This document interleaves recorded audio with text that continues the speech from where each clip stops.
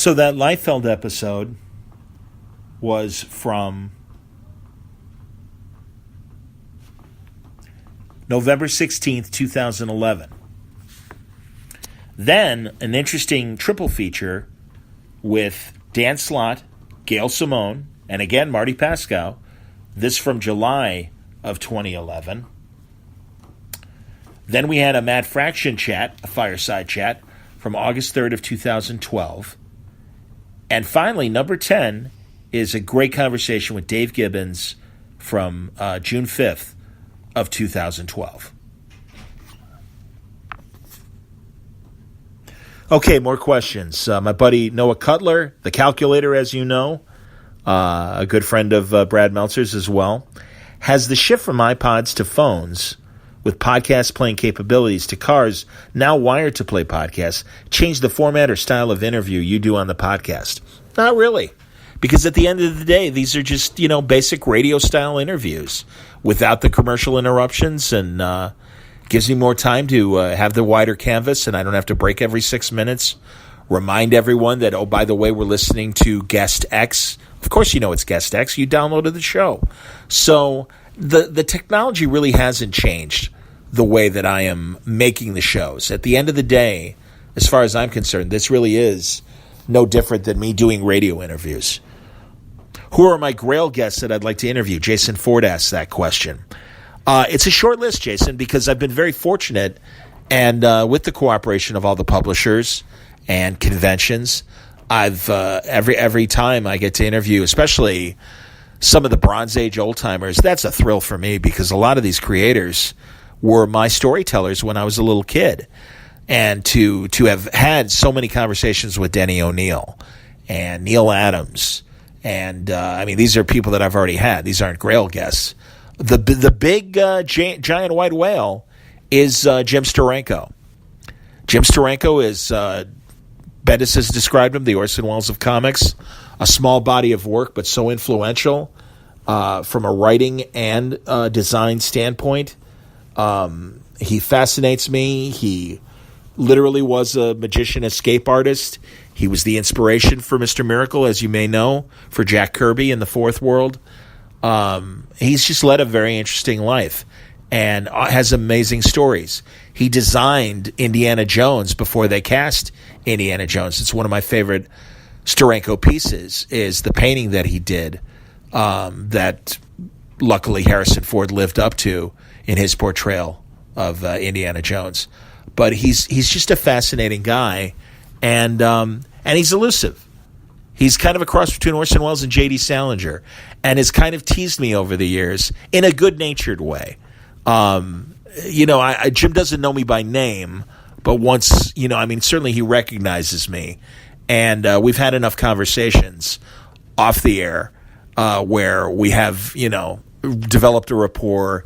He knows that much like my conversations with Howard Chaykin, Jim is another guy who loves old pulps and classic movies, and I'm a huge fan of that stuff as well, as you know. So I speak their language, even though these guys are 10 and 20 years, even 30 years older than me. And it's a pleasure. So I would say that my one great white whale is Jim Steranko. As much as I admired Stan Lee and certainly would have loved the opportunity, and I am sorry that I didn't get a chance to talk to him, it was hard to get to Stan. I wasn't on the right side of the velvet ropes. And that was no fault of Stan's. He had people protecting him. And, I'm sure compared to talking to CNN or Kevin Smith or USA Today or any other big media outlet or celebrity, I was small potatoes.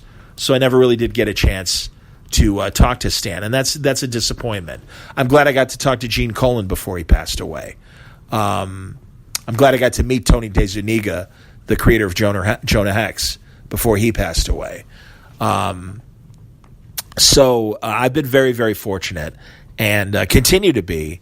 And now with my association with Terrificon, the Connecticut show that I did last summer, Mitch Halleck, our buddy, who puts on an amazing show and always has great classic creators. Those are the people that I get really, really excited about talking to, because I am fascinated by what it was like working in the offices back then, what it was like being a freelancer. I'd like to talk to Jim Shooter at some point, and I'm sure that I will make that possible. So there's another guy that I haven't had on. Ramona Fradon, the wonderful creator who co-created Metamorpho and Aquaman, and she's a brilliant woman. I really want to talk as well with Trina Robbins. There's two women that I really admire their work. I'd love to talk to Anna Setti. I think her follow-up to Frank Miller's Daredevil was incredible, and I would love to pick her brain on the various storytelling she's done. Louise Simonson, Walter's been incredible, and when I see Louise at conventions, she's always incredibly friendly, but I just haven't nailed that time. And God, Louise did so much as a writer, but also as an editor, and she worked for Jim Warren on Creepy and Eerie. So I would love to get her perspective on her decades in comics. Linda Lensman, who is Bill Reinhold's wife, but she was also a very important person during the Bronze Age of comics. She used to be Barry Windsor Smith's girlfriend, and she's the one who found the loft that became the studio, where Windsor Smith and Mike Kaluta and Bernie Wrightson and Jeffrey Jones all worked together, and that was a really interesting time. And I know Linda has wonderful stories, and eventually we will sit down and do a great interview. She's always been incredibly gracious. So I'm really lucky, man. I really get to talk to a lot of these people and make a lot of these Grail interviews possible and come true.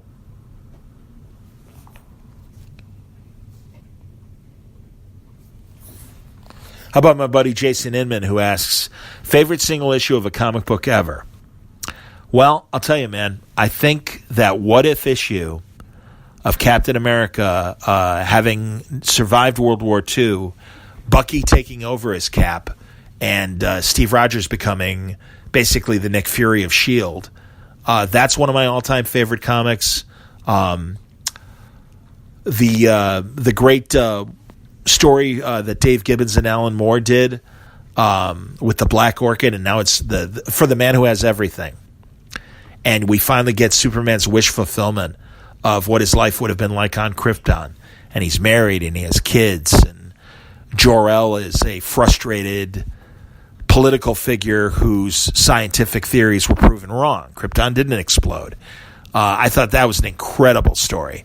And it still resonates with me. And also just the heartbreak of Clark reaching out to his young son, or I guess Cal, and thinking, I don't know if you're real or not.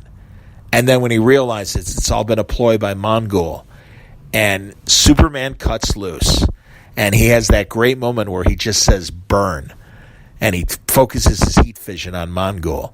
What a great moment. It's always when the heroes take the safeties off and they really let their powers loose. Another great example of that was during Civil War, when the Kingpin tried to assassinate Aunt May, and Peter went into the cell block and challenged Kingpin, did not hold back. It wasn't even a fair fight.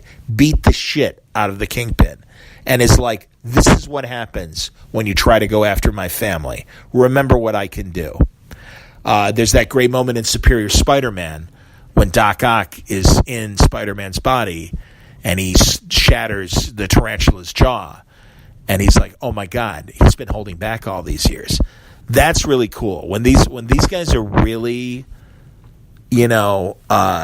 just at their absolute feral and ready to attack, that's always exciting to me, because that's when the safety is off and you don't know what's going to happen. And isn't it funny that we all know comics and we all know ultimately things are going to work out, but it's that ability to create a scene where you really are shocked by the character moment. I'll give you another favorite character moment of mine, of course, from Watchmen, when Rorschach's in prison and he's in line, and the convict is about to shiv Rorschach, and he grabs the deep fryer vat and throws it on the guy. And a little prison riot breaks out. The guards are pulling Rorschach away. And it's funny, it's in the movie, and he kind of screams the line, But in my mind, in the comic book, he says it very calmly and says, none of you understand. I'm not locked in here with you. You're all locked in here with me. That's when a hero is at his most dangerous. And that always intrigues me when we get scenes like that. Roger Vestal asked, what's my opinion of the Orval? Kind of talked about it earlier. I like the Orval. I really do. I think Seth MacFarlane is fulfilling what he said he was going to do with the Orval. And it's light adventure. And I think it does a good job, as science fiction should, in terms of occasionally addressing social questions of the day. They did that a lot in season 1 in a few episodes. And they've got Next Generation and Star Trek people working on the show. And it's the best fantasy and special effects parts of a Star Trek-like show. The humor is part of it, but it's not way out in front where it's Spaceballs and a wacky, obvious parody. I like the balance. And I think Seth MacFarlane continues to show that he's a bit more of a credible actor than I think he was initially given credit. And I like Adrian Palicki, and I like everybody on the show. I'm really glad Beverly Johnson is on the show as the ship's doctor. Like I said, my only little quibbles are I really don't care when they focus on Beverly Johnson's kids. I want to know more about the crew. I can't remember the guy's name, but the helmsman, that's MacFarlane's best friend. I think there's a lot more to explore with him. I love the chief engineer. I think he's a great character as well. It's interesting. I don't know if Norm Macdonald is still on the show or not, but I thought he was kind of funny and good comic relief. Maybe that CGI is a little too expensive to maintain. But I do think this show is still finding its footing, but it keeps going in the right direction. And there's room for lighthearted Star Trek light fare, as well as if you want to, get serious. Why so serious? As Heath Ledger told us as the Joker. But it can work. But I also think that Trek always had, the best versions of Trek always had a little lightheartedness in there mixed in with the adventure, and also exploring interesting social questions. And I think the social media episode of The Orville was a really good episode. I love the episode where the aliens have their baby, and it's a girl, and their species prefer to have males. And I thought that was a very interesting question of, how do you handle that? That's when sci-fi is at its best. And I think The Orville is hitting those notes. And it seems, I haven't seen what the ratings have been like for these first 2 new episodes, but I've enjoyed them. And again, I think they're going in the right direction. And I hope it's a show that gets many more seasons and a chance to explore these characters and these ideas. Alex Chung asks, what's my favorite recent comic books? Loving what Steve Orlando is doing both with Electric Warriors and Martian Manhunter. I think that stuff is great. Ta-Nehisi Coates is doing an excellent job on Captain America. Very excited about Chip Zdarsky's run coming up on Daredevil. I thought Charles Soule did an amazing job on Daredevil. It's one of the classic runs. Slott's doing great work on Fantastic Four. Haven't read Kelly Sue DeConnick's first issue of Aquaman, but looking forward to it. Of course, my buddies, Tom King's killing it on Batman, killing it on Heroes in Crisis. I really love what Bendis is doing on Superman. Yeah, he's my friend. But unlike the X-Men, which was, I wouldn't call it a chore, but because Brian's my friend, I felt, I know I was going to be talking to him. So I felt obligated to read it. I love reading Superman. I love all the cameos that he's been putting in Superman. I love the way that he's handling the planet background. I love the outer space stuff. I love Rogol Zar, or whatever his name is, the potential, destroyer of Krypton. And I think there's some interesting DC cosmic stuff to be explored in that whole area. I think Brian is handling John Kent well. We'll see coming ahead now that John is back from his trip with Jor-El, how he's changed. I hope he's still John Kent, the John Kent that we love, but we'll see. I'm interested. Looking forward to what Brian is going to be doing with Young Justice and those characters as well. What else can I tell you as I'm thinking in my head? Star Wars books are amazing. from Marvel. Everyone's on their top game, and I think they're only adding to the mythos in the best possible ways. I loved it when Dark Horse had the license as well, but it almost just does seem like Marvel is getting to do a lot more with Star Wars than what Dark Horse did, and likely because now they're all in the same company as well. I'm still waiting for that Indiana Jones book. I don't know what's taking them so long, but I can't wait for it to happen. Brian Hitch and Robert Venditti are doing an amazing job on Hawkman. I love the way that mythos is expanded into space, and I'm intrigued. I don't think issue 8 has come out yet with the Hawkman of Krypton, but I'm looking forward to that. And by the way, Brian Hitch, while I've been here in the hospital, sent me an email, and he's like, "Hey, man, ready for a new talk?" And I said, "Let me heal up, and we'll be talking soon." So I would expect in the first quarter of this year a new talk with Brian Hitch. And I got to get Venditti on, too, because I wasn't really reading his Green Lantern stuff, but I do think he's doing an amazing job on Hawkman. Love what Josh Williamson's been doing on The Flash. Still very intriguing. Back to Tom King. Great wrap-up to Mr. Miracle. Heroes in Crisis is a very intriguing story that still has a lot of questions. I'm loving Doomsday Clock. I'm sorry that it's on such a slow schedule, but I do think it's an interesting story and intriguing, and in a way, in a better way than even the Before Watchmen stories were. I'm not against that stuff as a reader per se, and I certainly respect everyone who doesn't want to even support that stuff because they feel that's Alan Moore and Dave Gibbons territory and nobody else should touch this stuff. Totally respect that. But for me, I got to be honest, if they're making product and it's decent, I am happy to read it. And I do think Doomsday Clock has been great. Gary Frank is an incredible artist, and I think Jeff Johns, obviously, at his best, and I think he's telling an incredible story. So I'm looking forward to what's to come in the future of both the DC and Marvel universes. Those are the books in the front of my mind right now. I'm sure there are more Image books, and I've told you before, I like books like From Aftershock. Brothers Dracul is fantastic. I love The Last Space Race. I think that's a really good book that Aftershock is currently doing. I love Jimmy's Bastards. So there's another company, Boom, doing great work. Love the James Bond stuff that Dynamite's been doing.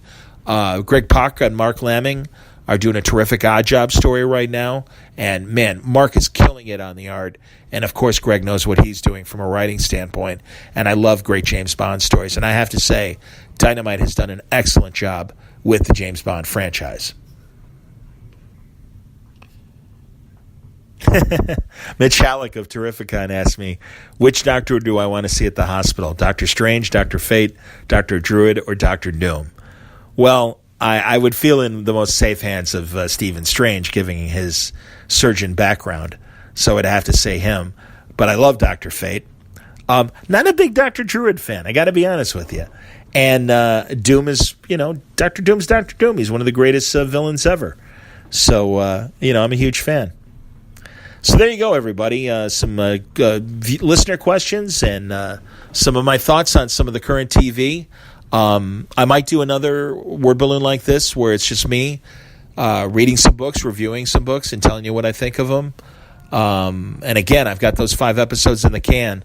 The plan is, hopefully this week, it's getting really close to them releasing me from the hospital. I will be at a rehab center to get back on my feet fully and be a little more mobile. But everything's pointing in the right direction. I don't want anyone to worry.